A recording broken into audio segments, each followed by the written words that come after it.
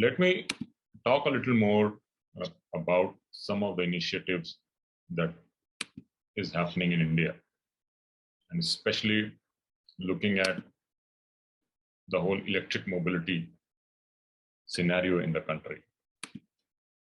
So as you see, and this is what we have maybe discussed a number of times as well, that transport globally is roughly about 15% of the total global emission. And while the number might seem a little low, if you look at maybe some of the other sectors, be it electricity, energy sector, or even agriculture, or even manufacturing and or construction, the fact is that this sector is actually growing at a very fast pace. And that is something that one has to kind of look at in total, because only looking at in absolute number may not make the true sense of the severity of the situation. And if you look at this scenario in India, then I think numbers are even slow. So it's about less than 7.5, 8% is what we are seeing as the emission coming out from the transport sector in India. And again, as I said, these numbers are way less than the energy sector or even agriculture sector. But the pace of growth of the emissions from this sector is pretty overwhelming, and it's huge, especially in the last couple of decades that we have seen. And one of the reasons why this is happening is that within the overall transport sector, what we have seen is the growth in the road transport sector. And then I'll come to this maybe a little later on. But one of the arguments that we usually keep on hearing is that as you develop, probably emission is there. But maybe that logic kind of holds good to a certain extent. And the reason why I'm saying to a certain extent is that, yes, when the economies grow, so do the emission, but the rate of growth need not be seen. So there is one trajectory that you can see which some of the countries have followed, whether on the x-axis there is a growth in per capita income, GDP, and on the y-axis is the road sector energy consumption.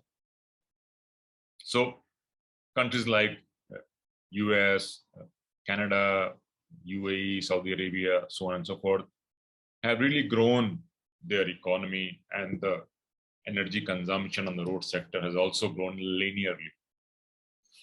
But then we also have examples from countries like Switzerland, UK, Singapore, where the GDP has grown, the economy has grown, the income has grown, but the growth in transport sector energy consumption, especially road transport sector, has not grown in the same proportion. And I think that is something which we can remember, that you can achieve economic growth, but it need not be based on a lot of growth that happens in the road transport sector. Now, the reason why this chart, as I said, was very important for India is that, and I was looking at primarily road sector, is that if you look at the overall emission coming out from various sectors in India, almost 90% of transport related emissions will come from the road transport sector. And while we do have aviation, we have railways, and some bit of inland water transport, it's the road transport which is driving the transportation scenario, the mobility scenario of goods and passengers, and therefore the emission is growing. And that is something that one has to look at in detail, because if as a country we want to clean our transport sector, or if you want to decarbonize the transport sector, then the bulk of the gains will come from decarbonizing road transport sector. So within the transport sector, I think the urban transport is one which is contributing a lot. And I think 4 to 6% growth per year is happening in some of the large cities around the world. And that's something that we learned from a World Bank study. And when we talk about the large cities, I think we also have some peculiar problem that is coming in India. So if you look at this graph, and it has population on the y-axis, and then it has years of the population on the x-axis. And you will see that the dark brown is the 2030 projected population, whereas the blue is the 1960 population. And so if you look at maybe a country like Tokyo, which was always a very high populated urban agglomeration, and it has really grown in last 50 odd years. But then in last 3 decades, the population has stabilized, close to 37, 38 million population. But what you see in Delhi, which is somewhere in midway, is see the rapid growth. And the projections are suggesting that by 2030, Delhi will be the most polluted urban agglomeration in the world. And therefore, the question is, how do we address this issue? And it's not only Delhi, we have Mumbai, huge urban agglomeration, Kolkata, huge. So some of these largest cities around the world will be in India. How do you address this is going to be a challenge. Because how do you plan, let's say, manage a city of a 40 million population where you don't even have a parallel experience to look at? And if you look at these, most of these big metropolises are there in one country, but then as a country, if you have 3, 4 of these, how do you manage? And that to me will be a very, very important issue that we have to look as a country, especially with the population sizes that we are seeing in excess of 25 million people living in that urban agglomeration. So this is what I was saying. And the other important parameter is the growth has been pretty rapid. So by the time you are trying to, let us say, supply the required infrastructure to 22 million population, in next 10 years, that 22 would become 30. And then in next 10 years, that will become close to 40. So it's not only the growth, which is important, but it's also important the pace of growth, which has been very significant in these geographies. So just to give a sense of perspective, from 1981 to 2011, the population grew by almost 77%. And so about 680 million in 1981 to about 1.2 billion in 2011. But within the same time period, look at the growth of motor vehicles. So as against 77%, we are looking at more than 250% growth in vehicles. So the growth of population is one, but what is happening is with that growth is an extreme motorization which is coming in, and that is creating a lot of issues which has to deal with. And while I did mention some of these bigger cities, but across the country we have seen the motor vehicle ownership has been increasing exponentially. Barring one or two locations which are union territories like Chandigarh, most of the places you will see there has been a massive growth. So it's not the question of big cities. Yes, big cities are playing their own issues, but even the smaller cities are now grappling with this rapid motorization. And this is scenario in most of the cities in the peak hour, in the pre-COVID days. Yes, in the COVID crisis, these pictures changed dramatically. But as the cities and countries, as a country, we are opening up, we are seeing congestion coming back. So the question for us is, what do we do with it and how do we deal with it? And again, you build flyovers and you have jams happening on the flyovers, so on and so forth. Now, what's really interesting is that the passenger story is what we know. But on the freight story, the interesting thing that has happened in India, and I'm sure it would have happened in many other countries, is that there's been a massive shift in the freight from rail to road. So almost somewhere around 1950s, 60s, less than 20% freight was on road and 80% was on rail. Today, it has changed. Almost 70% of the freight is now moving on road, and the rail is struggling with about 30% of freight. And even though the freight overall demand has grown up, but the railways have not been able to kind of manage the situation as we would have liked.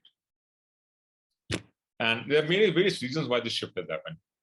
And another important parameter is that a lot of freight that is very conducive to rail, which is low volume, high quantity, is also now moving to roads because of the efficiency which the road transport sector is offering.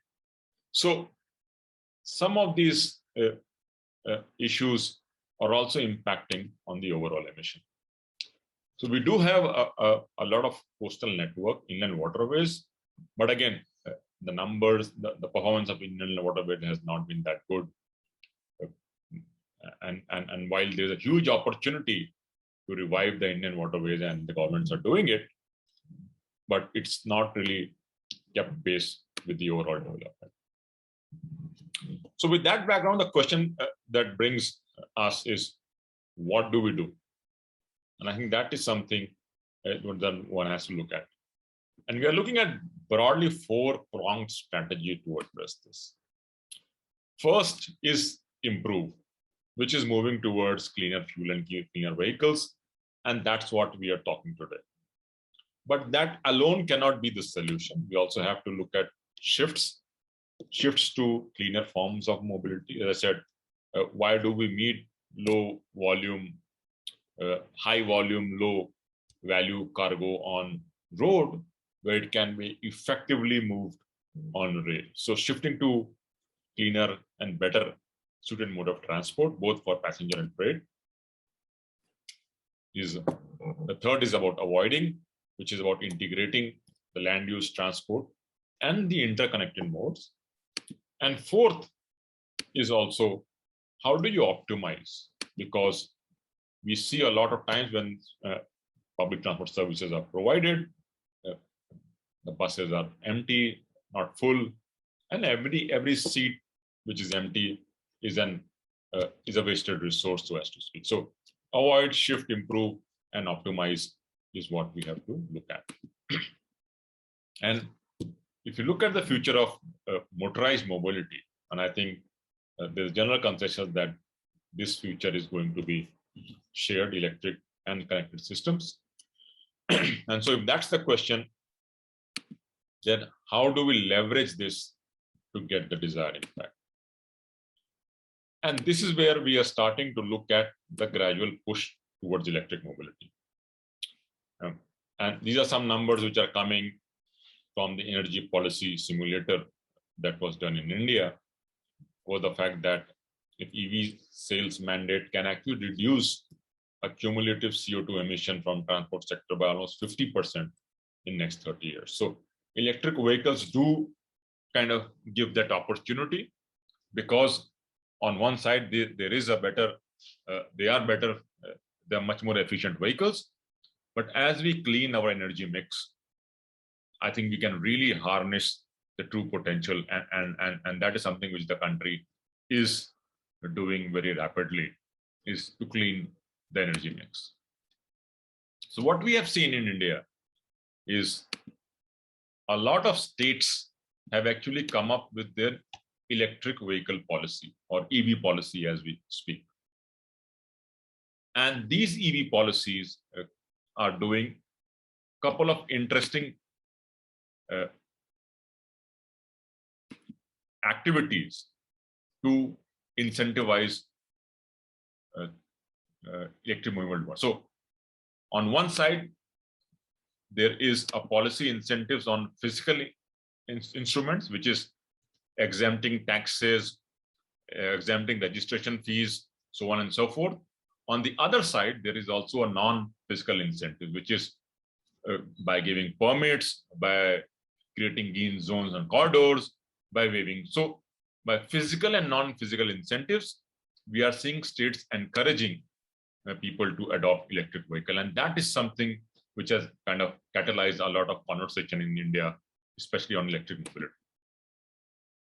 We've also seen that various states are looking at from demand side as well as from the supply side to kind of how to policies to improve the uptake.